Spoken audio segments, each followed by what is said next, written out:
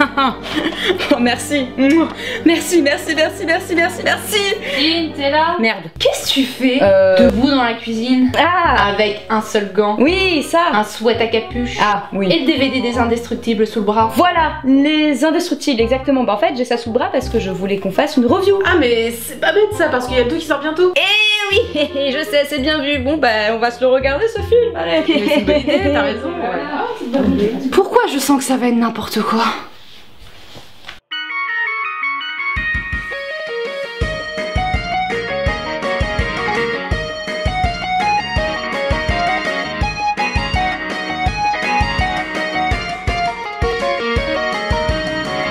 Les Indestructibles. En 2004, pendant que Disney battait sérieusement de l'aile avec des films comme La Ferme se rebelle et que DreamWorks essayait de surfer sur le succès de Nemo avec Gang de requins, à Pixar, ils préfèrent prendre le risque de sortir un film de super-héros à une époque où le genre était quasiment au point mort. Non, parce que je rappelle juste comme ça que Les Indestructibles, c'est sorti la même année que Catwoman, donc voilà, il n'y avait pas trop de compétition non plus quoi. Et Pixar a mis le paquet sur ce film. Déjà, c'est le premier Pixar à mettre en scène principalement des humains, ce qui est beaucoup plus difficile à animer que des jouets ou des insectes, et représentait donc à l'époque un vrai défi pour les animateurs. Juste pour info, l'animation des cheveux de Villette relève du miracle pour l'époque, et ça reste encore une des plus belles prouesses techniques de l'histoire de l'animation.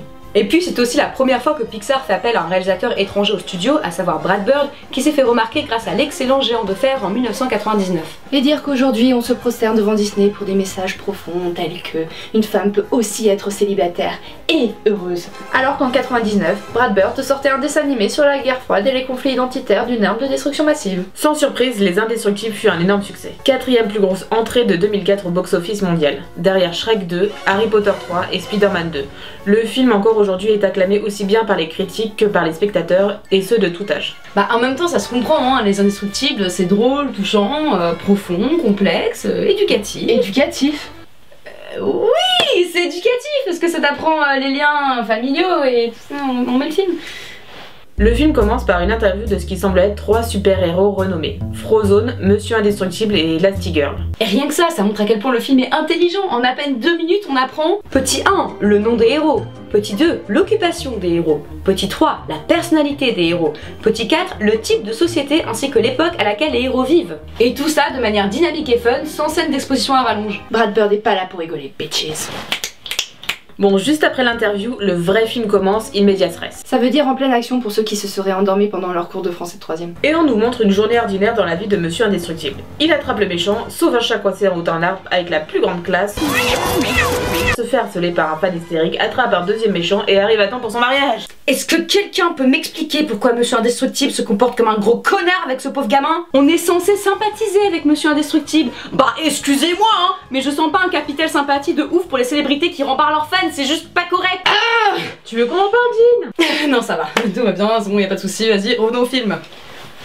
Ok, donc après avoir flirté avec Elastigirl, Monsieur Indestructible. Monsieur Indestructible, en sauvant un mec qui venait de sauter d'un immeuble, tombe sur l'infâme Folamour, un super méchant dont le pouvoir est d'être français apparemment. Attends, vous voulez dire que juste parce que je suis française, j'ai déjà des super pouvoirs? Ah putain, ça valait bien le coup que je déprime devant le charme des Harry Potter parce que j'ai pas de pouvoir magique. C'est ça que je voulais dire.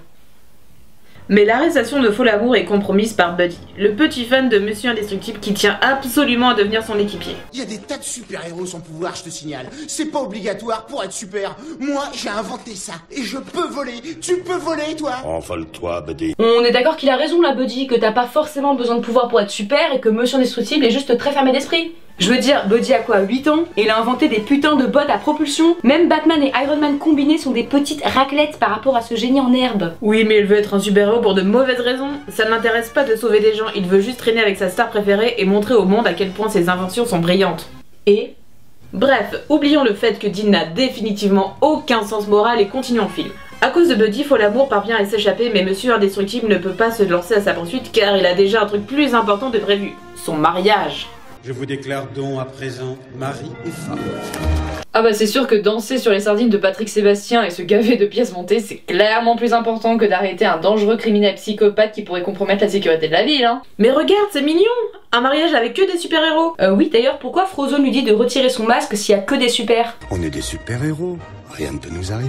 La seule phrase pire que celle-ci, c'est « Oh, ça peut pas être pire !» Et bien entendu, à partir de là, tout part à volo pour les super-héros. Grâce à PPDA, on apprend que le mec que Monsieur Indestructible a sauvé d'une chute d'un building voulait en fait se suicider. Et du coup, il porte plainte contre les super. Mon client n'a pas demandé à être sauvé, mon client ne voulait pas qu'on le sauve. Et les blessures qu'il a reçues suite à cet acte héroïque, soi-disant, lui font souffrir le martyre. Je vous ai sauvé la vie! Vous m'avez pas sauvé la vie, vous m'avez démoli les cervicales. Ce qui est bien, c'est que peu importe la ville, le pays, le continent, la planète ou la dimension, il y a un truc qui ne change jamais.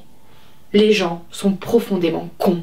Toute cette histoire pousse les super à prendre leur retraite et à se fondre désormais dans la masse. Le film fait alors une ellipse de plusieurs années et on retrouve Monsieur Indestructible sous son identité de Bob Parr, contraint à bosser dans une société d'assurance. Et je ne vous conseille pas non plus de remplir le formulaire WS2475 au service juridique au premier étage. Je suis sûr que personne ne répondra positivement à votre demande. Eh, quand on y pense, cette reconversion est plutôt bien vue, hein, parce qu'en soi, il continue à sauver les gens. Grâce aux assurances vie. Mais non, en combattant le terrible monde de l'administration. Elastigirl, quant à elle, toujours mariée à Monsieur Indestructible, est aujourd'hui une femme au foyer du nom d'Hélène Parr, heureuse mère de 3 enfants. Jack Jack qui n'a pas développé de super pouvoir. Le seul qui est normal ici, c'est Jack Jack et il fait encore pipi partout. Violette qui a le pouvoir de devenir invisible, de créer des chants de force et de chanter Ta meilleure amie à la perfection grâce à la voix de Laurie. Ta meilleure amie. Et Flash, une sorte de croisement entre Flash et Bart Simpson, et qui sans surprise pose pas mal de problèmes à ses profs. Je ne sais pas comment il fait, mais il n'y a pas de punaise sur mon fauteuil avant qu'il bouge, et dès qu'il a bougé, il y a une punaise. Coïncidence? Ça m'étonnerait! Bernie... Pourquoi le directeur le regarde comme s'il était fou? Dans ce monde, tout le monde sait que les super pouvoirs existent. Du coup, ça paraît plausible qu'un gamin puisse se téléporter ou courir aussi vite que l'éclair, non? Et la réponse à votre question est facilité scénaristique. Oui, En tout cas, que ce soit les enfants ou Bob, ils se sentent tous oppressés par cette société qui exclut toute personne qui sort de l'ordinaire, comme les super-héros. Vie de merde. Vie de merde. Vie de merde. Vie de merde.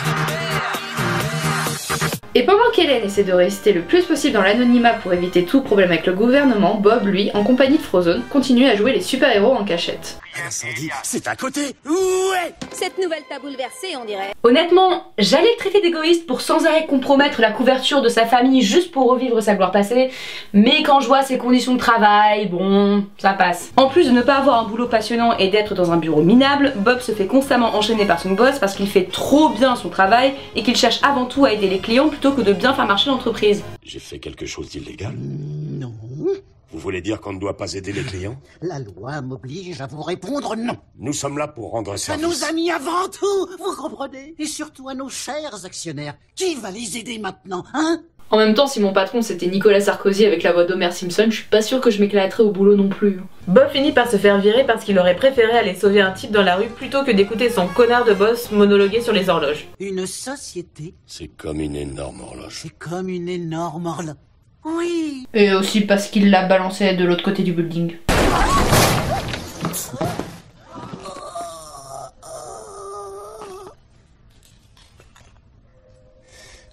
Ça joue. Il rentre chez lui tout penaud, s'enferme dans son bureau où il garde précieusement tous les objets de sa vie de super-héros et se laisse envahir par la nostalgie. Et c'est alors qu'il reçoit un mystérieux message. Ce message va s'auto-détruire. C'est marrant que Brad Bird parodie Mission Impossible vu qu'il va en réaliser un quelques années plus tard. Coïncidence? Ça m'étonnerait! Oui, ce film est si bon qu'on le référence dans sa propre review. Bob accepte évidemment la proposition de mission de Mirage et se prépare à partir tout ça dans le dos de sa femme. Qu'est-ce qu'il y a encore? Non, pardon, en fait, je retire. Non, c'est automatique, c'est qu'à chaque fois qu'il y a un personnage A qui cache un truc, un personnage B dans un film, je soupire parce que dans 83% du temps, ça finit par personnage B qui découvre le poteau rose et du coup, je suis en mode ah, je te parlerai plus jamais. Sauf que 10 minutes après, évidemment, ils se reparlent et du coup, je comprends pas pourquoi ils continuent à mettre ce cliché dans absolument tous les films. Mais comme on est dans Les Indestructibles, je suppose qu'ils vont trouver un moyen de contourner le cliché, donc autant pour moi, je retire mon Ok.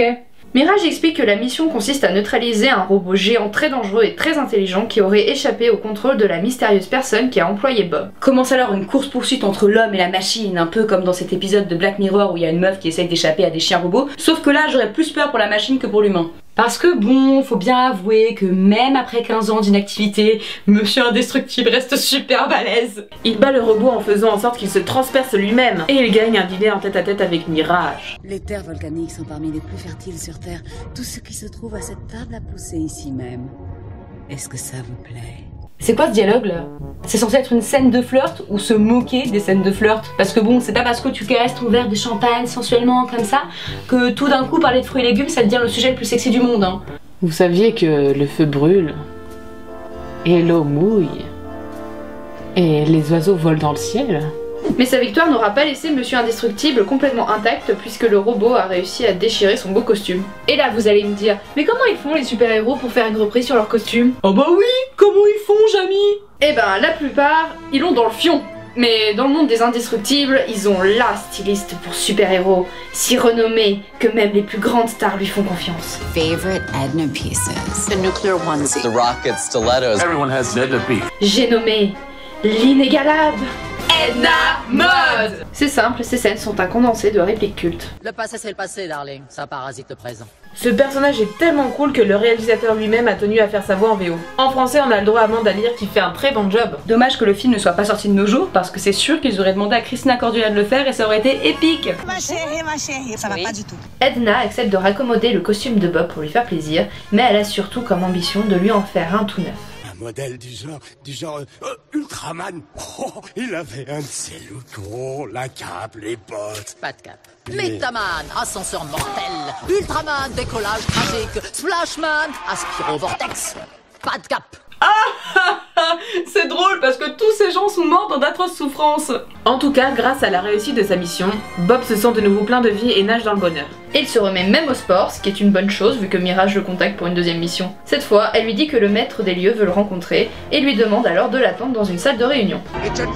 Effectivement, toute cette mise en scène était en vérité un piège élaboré par un tout nouveau super méchant du nom de Syndrome, un croisement entre un Super Saiyan et une des versions de Edward Nygma avec la voix de Bruno Salomon. En fait, c'est Brad Bird qui a inspiré son design. Tu veux dire que Brad Bird c'est un croisement entre un Super Saiyan, Edward Nygma et Bruno Salomon? Non, en fait, c'est... Laisse tomber, d'accord? Et devinez quelle est la vraie identité de Syndrome? C'est le prof de flèche! C'est le boss de Bob! C'est Moussage! Je sais que c'est quoi, c'est dans l'intro au début! Je suis ton plus grand fan.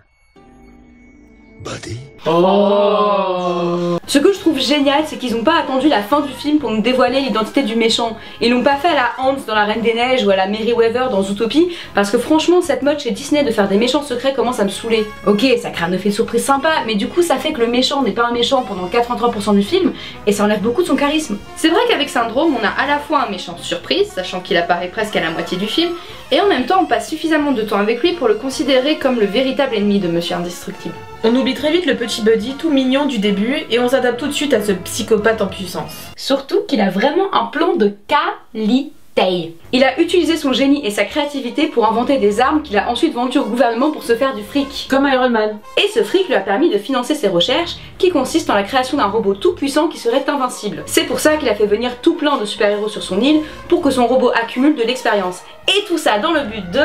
contrôler le monde. Non mais attends, contrôler le monde c'est pour ceux qui n'ont pas d'imagination. Non, Syndrome lui il veut envoyer son robot attaquer la ville et ensuite se présenter en sauveur et montrer qu'on n'a pas besoin de pouvoir pour être un super héros. Mais ce n'est pas tout, il veut aussi vendre ses inventions aux gens normaux pour que tout le monde puisse avoir des pouvoirs. Hein? Oh, faut que c'est cool quand même! Je dirais pas que c'est cool, mais en effet, si on oublie qu'il a tué plein de super-héros pour pouvoir endurcir son robot, c'est plutôt sympa de sa part de laisser la chance aux gens normaux. Quoi. Non, mais qu'est-ce qui va pas chez vous? Il a commis un génocide, comment vous pouvez le défendre? C'est pas possible! Mais ça va, il a pas tué tous les super non plus, regarde, Monsieur Indestructible arrive à s'en sortir. C'est presque dommage d'ailleurs, Syndrome avait l'air tellement heureux de l'avoir tué. Ça, c'est la représentation par l'image de la connarditude. Monsieur Indestructible profite que Syndrome le croit mort pour explorer son repère. En vrai, la chaleur du magma l'aurait cramé sur place. Il allait s'en sortir tranquille, mais malheureusement... Meanwhile... Mais c'est pas vrai, Bob! T'es où? Darling! Pourquoi tu n'utilises pas le GPS que j'ai mis dans son costume? Ah ouais, pas con.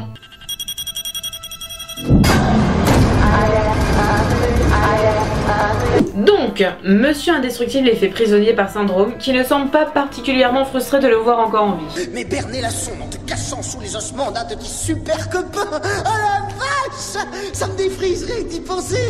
Quel geek! Tandis qu'Elastigirl part à sa recherche, accompagnée par Flèche et Violette qui se sont incrustées. C'est plus ça qui énerve Syndrome, le fait que Monsieur Indestructible est appelé à l'aide alors que 15 ans plus tôt, il lui avait dit « Envole-toi, Buddy, je travaille en solo. » C'est pour ça du coup qu'il n'éprouve aucun remords à envoyer des missiles droit sur le jet d'Elastigirl tout en sachant qu'il y avait des enfants à bord. Non mais vraiment, qu'est-ce que vous lui trouvez à Syndrome? Il est indéfendable. Bon, faut ce qu'il faut. C'était quoi ça? Rien. Continuons le film. Elastigirl et les enfants survivent évidemment au crash. Ça suffit! Flèche et Violette restent cachés dans une grotte pendant que leur mère part libérer Monsieur Indestructible. Vous voyez, un truc qu'on pourrait reprocher au film, ça serait son choix des super pouvoirs. Parce que les Indestructibles, en gros, c'est les 4 fantastiques plus Flash. En revanche, l'utilisation des super pouvoirs, là, est vraiment originale. Regardez ce que fait Elastigirl avec son corps élastique. Elle se contente pas juste d'étirer son bras pour atteindre les assiettes en haut du placard, elle exploite toutes les possibilités de son don. On voit que les animateurs se sont vraiment fait plaisir. Et ça se remarque particulièrement pendant les scènes d'action où la famille entière participe. Non mais on sent une véritable synergie dans cette famille. Chacun a su trouver sa place, utiliser ses pouvoirs avec cohérence. Ça veut dire ta gueule, Wiki. Syndrome est ravi de voir qu'il a réussi à capturer une famille entière de super-héros. Je suis sûre qu'il voulait grave les voir en couple quand il était petit. Donc ensuite, le robot attaque la ville et tout le monde panique. Il y a personne pour sauver les meubles vu que Frozone, le seul super des environs, a un petit contretemps. My super suit? What? Where is my super suit? Put it away. Where? Why do you need to know? I need it. Don't you think about running off to doing no daring do? We've been planning this dinner for 2 months. The public is in danger. My evening's in danger. You tell me where my suit is, woman. We are talking about the greater good. Greater good? I am your wife. I'm the greatest good you are ever gonna get. Et nous avons une scène d'anthologie.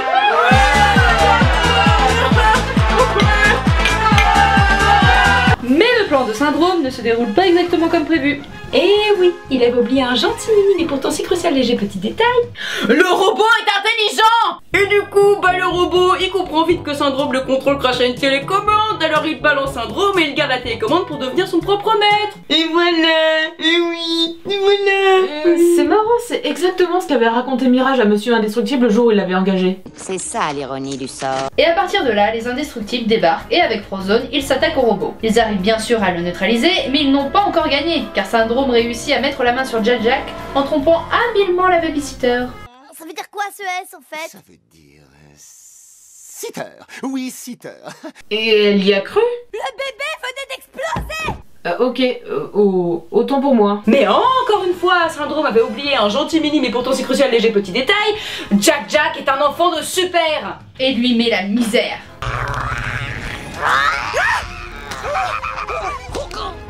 Et là, on aurait pu en rester là. Syndrome aurait pu, je sais pas, moi, se faire arrêter par la police, ou fuir se cacher sur son île, ou même utiliser ses inventions pour faire le bien. Mais non, car il avait encore oublié un gentil mini, mais pourtant si crucial léger petit détail, la cape.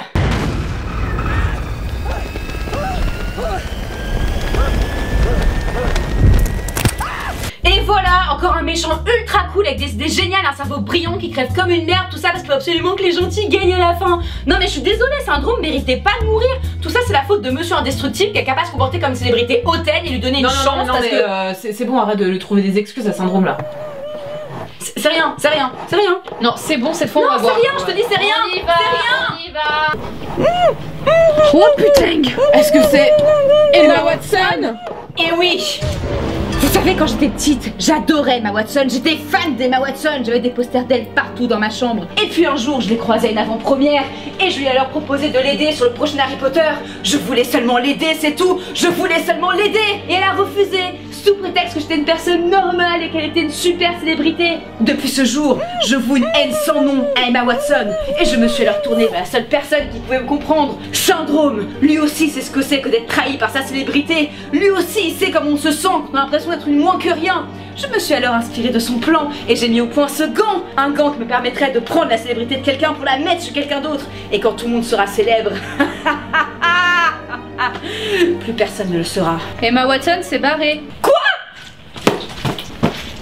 Oh la ville canaille! Elle m'a fait faire un monologue! Mais elle est où? Je crois que c'est Zen qui l'a libérée. Va Vole vers ta liberté, grain de star. Bon bah... bilan. Ouais. Franchement, il n'y a pas grand chose de mal à dire sur Les Indestructibles. C'est pas pour rien s'ils se retrouvent dans les tops des meilleurs films d'animation établis par les critiques. Au fond, le seul bémol, c'est que le film a été mal vendu. C'est vrai qu'en 2004, les dessins animés en images de synthèse étaient presque exclusivement des comédies, comme Shrek par exemple. Et du coup, les gens s'étaient attendus à une sorte de parodie de film de super-héros et certains ont dû être déstabilisés par le vrai contenu du film. L'aspect super-héros est plus un prétexte à la vraie histoire qui est en vérité celle d'un homme en pleine crise de la quarantaine qui essaye d'aller de l'avant.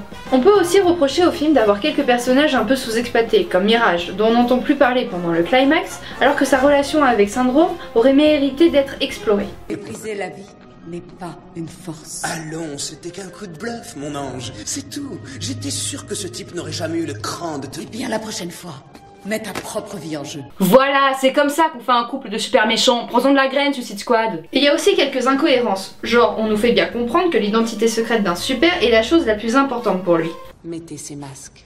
Votre identité est votre bien le plus précieux. Protégez-la. Mais ils ne font pas beaucoup d'efforts pour être discrets. Genre là, tout le monde peut le voir se changer. Et là, ils sont au beau milieu d'un stade bondé. Sans compter quelques faux raccords ici et là, mais bon, quel film n'en a pas. Même les clichés des films de super-héros ou de films familiaux sont bien utilisés. Par exemple, pendant un moment, on pourrait croire qu'ils vont nous foutre la scène insupportable du malentendu. Mais en fait non, Hélène ne perd pas de temps à faire une crise de jalousie à Bob parce qu'elle sait que son mari l'aime et qu'ils ont plus important à faire.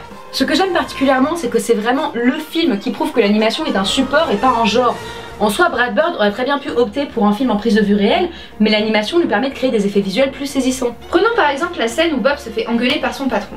Les deux personnages sont dessinés de manière caricaturale. L'un est incroyablement massif, l'autre incroyablement petit, ce qui crée un rapport de force comique qui n'aurait pas pu être aussi efficace avec de vrais acteurs. Et concernant les personnages, même les moins développés comme Mirage ou les enfants, restent quand même attachants et bien construits. On peut sans souci les imaginer vivre en dehors du film. Je pense que n'importe quelle personne qui a déjà vécu une crise existentielle peut s'identifier à Bob. Quant à Syndrome, il y a tellement à analyser chez lui que je pourrais en faire tout un vlog.